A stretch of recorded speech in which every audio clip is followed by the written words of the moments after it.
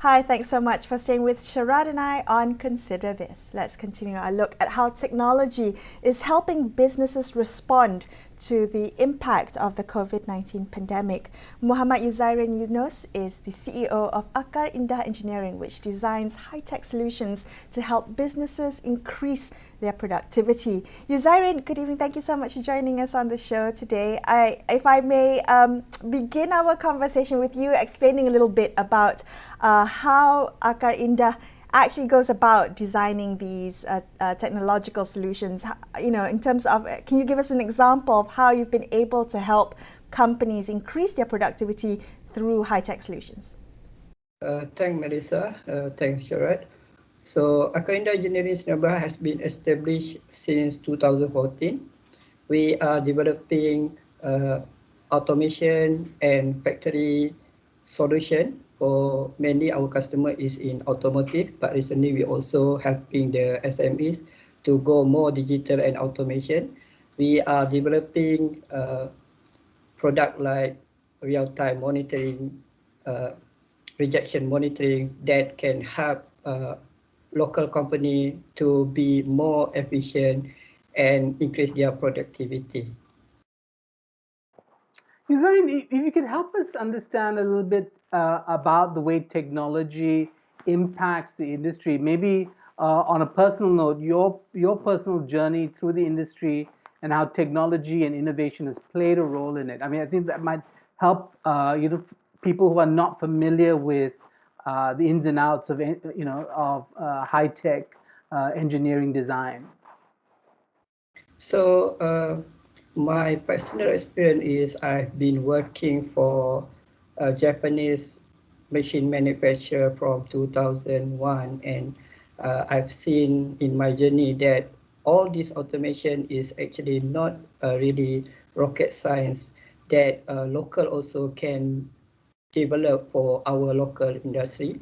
So as simple as like the performance monitoring for factory, normally the management cannot see what is happening in their operation until they get the information from their maybe supervisor or their engineer during the morning market. But with the technology, they can always have this information at real time everywhere, and they can make the decision very fast. So the decision making is actually helping the industry to be more efficient and competitive to compete with global especially. Right. I mean, yes, I think that's really important. I think what this pandemic has highlighted to us is the importance of having that data to inform our decision making, particularly if you're in business. All decisions need to be made, taking into account the uncertainties of the pandemic. Can I ask you, have you seen companies being more open to, to kind of using technology as a solution during the pandemic, or has there been a step backwards in terms of not wanting to take on more risk, not wanting to try different and new things? Well, based on our experience, Melissa, we see the increasing of our local SMEs in adopting technology.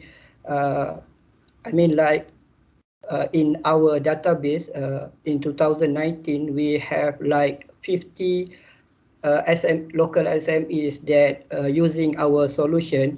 But 2020, when the pandemic occurred, more than 200 companies is adopting our solution. So, I mean, this pandemic is actually giving somehow the pressure for our local SMEs to moving toward using the technology, because maybe of the restriction or the difficulty to have labor dependent approach. Right. Well, can you help us understand a little bit about the SME ecosystem, because it comes up in conversations, time and time again. They're the SMEs that are linked to global supply chains that set the pace for those SMEs. They have to keep up, or they will not be hired to be part of that. And then there are the other SMEs that don't necessarily play within the global sphere. What do you see happening for those who are not being pushed along by global supply chains? Is there any way to get them to embrace technology and to think about the ways in which they can become more productive? For me, that the most impacted from this pandemic is the SMEs that have the connection with the global supply chain. But the pandemic also showed localization is very, very important. When anything happens related to pandemic, when the border is closing, we need to see more on where SMEs can fill in the needs of local demand. I mean, like if we see like the industry of our rice, we are still depending 30% of our rice from import. But if we put extra effort on the technology on how to make our yield or our productivity of the rice increase, this is already a billion value of injection that we can put into our market. Right. I wanted to ask you, Yuzairin, in terms of the Malaysian ecosystem. So Sharaad talked a bit about the SME ecosystem, but I wanted to look at the policies that support the SME ecosystem, particularly in the recovery from the impact of COVID-19 and pushing towards, say, digital adoption, using technology as a solution. Do you find that the policies that have been put in place or designed and executed, is that been up to your satisfaction? Has that been helpful in your industry? I try to have a positive view on this because I see that our government already made some new initiative like My Digital or Industry 4.0 Blueprint.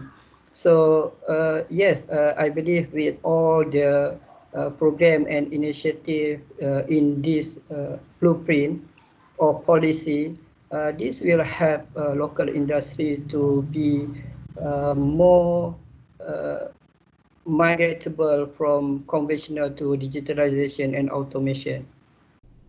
Right, okay. And very quickly, I really liked what you said, Yuzairin, a little earlier about how this isn't rocket science, but to many, I'm sure it does feel like rocket science. Can you, in the last minute or so that you have left, can you give us what advice you would have for businesses watching to perhaps think about using technology, rather, thinking about doing a new way of things as opposed to going back to the old norm?